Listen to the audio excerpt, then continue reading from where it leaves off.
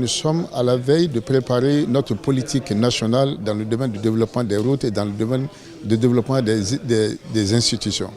Ce qui fait que ces 2 jours nous permettront d'améliorer et de donner vraiment des systèmes appropriés de transport et de communication pour nos pays. Les problèmes de maintenance, ça ne faisait pas partie de nos cultures, mais maintenant ça rentre dans nos cultures. Et nous devons nous faire tout le nécessaire pour que nos routes, qui sont construites à des frais assez énormes, puissent être entretenues et répondre aux besoins de nos populations.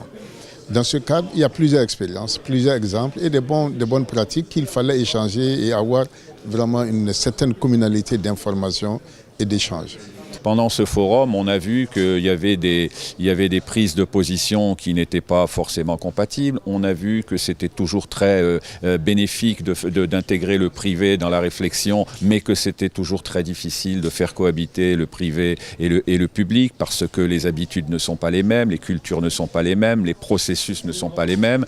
On a essayé de faire tomber quelques barrières de méfiance parce que personnellement, je trouve qu'aujourd'hui, dans des contrats, dans d'énormes contrats en plus, les parties prenantes ont plus tendance à se défendre et à se protéger qu'à favoriser la coopération, la discussion pour aller de l'avant. Il est intéressant de pouvoir comparer des modèles qui ont le même but, mais qui ont peut-être un mode opératoire différent, un mode de fonctionnement différent, et de voir dans quel cas ça marche, dans quel cas ça ne marche pas, qu'est-ce qui remarche le mieux. Nous sommes confrontés à une réalité simple comme tous les pays, c'est la faiblesse de nos ressources par rapport aux besoins de financement.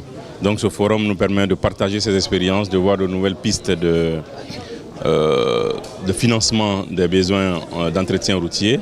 Mais parallèlement, puisque notre pays ne s'est pas encore doté d'une agence routière, ce forum nous permet de regarder les expériences des uns et des autres, leurs échecs sur certains points, les points d'avancement pour voir comment chez nous pouvons dupliquer ces expériences en évitant les erreurs et évidemment en profitant des succès. On propose d'être une tierce partie, un troisième regard entre les bureaux d'études qui conçoivent les infrastructures, ceux qui les construisent, les constructeurs, et la puissance publique qui effectivement passe le contrat. On s'assure que les critères de performance sont bien respectés.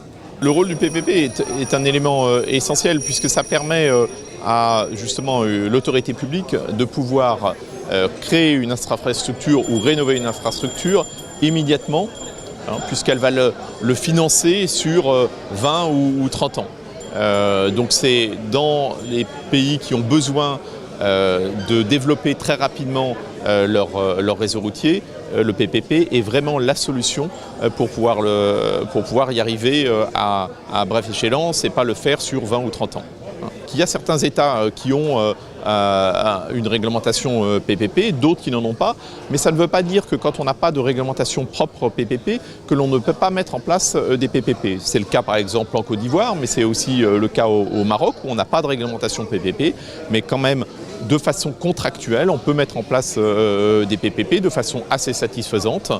Bien évidemment, la loi viendra améliorer ceci, mais ce n'est pas un frein à la mise en place de PPP.